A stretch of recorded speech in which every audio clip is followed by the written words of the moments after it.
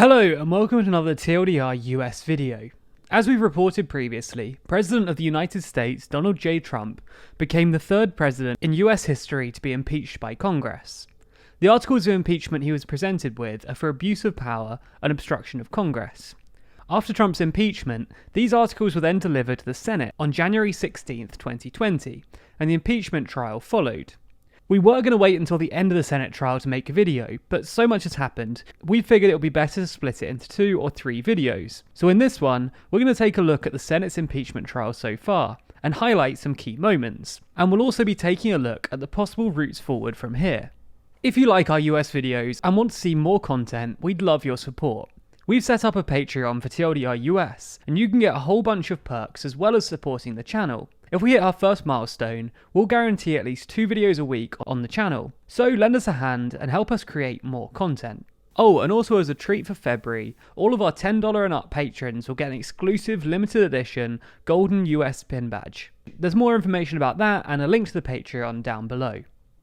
So first off, let's review a few key elements from the impeachment proceedings. One of the things that Trump's accused of is using the Ukrainian government to investigate his potential 2020 presidential opponent, former Vice President Joe Biden. In a now infamous July 25th phone call, the president's accusers allege that he used $391 million of military aid as leverage to persuade the Ukrainian president to open a corruption investigation into the Bidens. Quid pro quo, or the exchange of this for that, has been a hot topic among congressional leaders in this process, with the president and his Republican allies denying that anything improper transpired.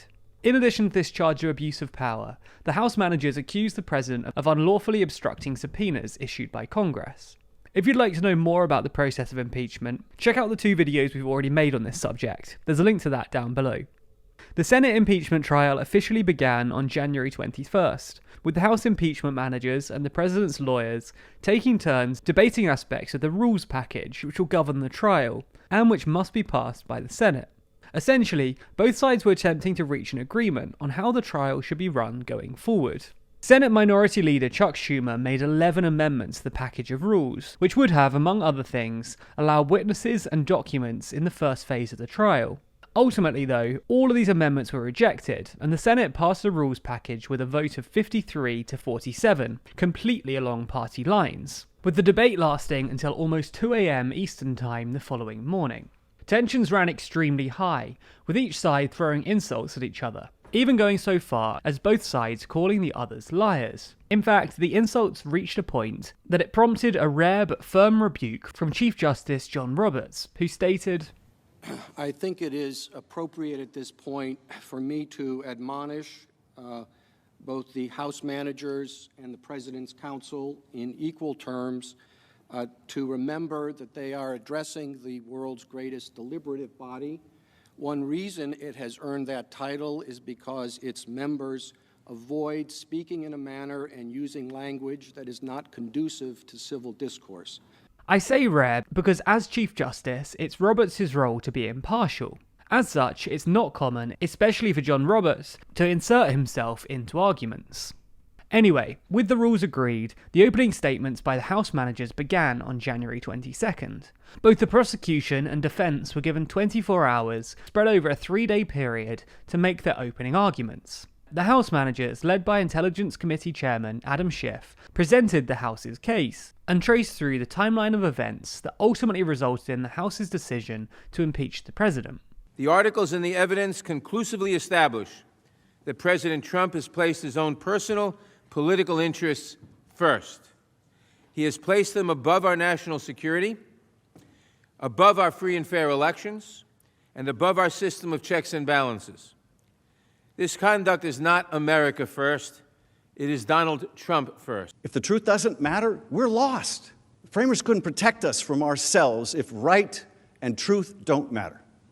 And you know that what he did was not right, but here right is supposed to matter.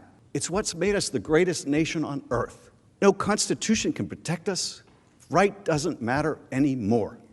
And you know you can't trust this president do what's right for this country. Some Republican senators decried the House managers' arguments as repetitive, referring to their continued insistence that the president's actions were illegal. But Democratic Senator Tim Kaine, among others, argued that the strategy of repetition was intentional, as most senators had not followed closely the House's impeachment inquiry.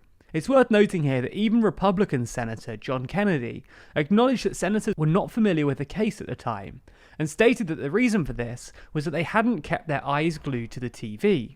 And we've heard the same story, rinse it, recycle it, and repeat it. That we're being repetitive. Well, you know what? They spent all of Tuesday fighting back all of our efforts to present new evidence. They're being totally hypocritical, as though the things that have already been presented isn't damning enough. The president's defense team then began their opening statements on January 25th. The defense is led by the White House counsel and one of the president's personal attorneys. We've already explained the accusations against the president, so let's highlight some of the main arguments made by the president's defense team. The defense team presented several arguments, but they have only 3 main points. First, they claim that the House managers didn't meet the requirement of a burden of proof beyond a reasonable doubt. Please keep in mind also that the pause of the Ukraine Security Assistance Program was far from unusual or out of character. The American people know that the president is skeptical of foreign aid, and that one of his top campaign promises and priorities in office has been to avoid wasteful spending of American taxpayer dollars abroad. Second, according to them, the articles of impeachment do not meet the constitutional threshold required for an impeachment. We live in a constitutional republic where you have deep policy concerns and deep differences. That should not be the basis of an impeachment. If the bar of impeachment has now reached that level, then for the sake of the republic, the danger that puts not just this body, but our entire constitutional framework in. Are we going to have every time there's a policy difference of significance or an approach difference of significance about a policy, we're going to start an impeachment proceeding? And lastly, they say that impeachment should never be used as a political weapon, particularly as it's been used twice in the last 25 years on a president from both major parties. I stand against the application and misapplication of the constitutional criteria in every case and against any president without regard to whether I support his or her parties or policies. I would be making the very same constitutional argument had Hillary Clinton, for whom I voted, been elected. The defense team's task was made more complicated by the revelation that former National Security Advisor John Bolton's new book allegedly contains information that could be potentially damaging to the president's defense. Earlier this week, the New York Times published an article claiming that an unpublished, leaked manuscript states that the president told Bolton he plans to withhold the $391 million in state aid from Ukraine until they consent to opening an investigation into the Democrats, including Hillary Clinton, the Bidens, and the now discredited theory that Ukraine interfered with the 2016 election and that they framed Russia. According to Bolton's personal lawyer, Charles J. Cooper, it's clear, regrettably, from the New York Times article published today that the pre-publication review process has been corrupted.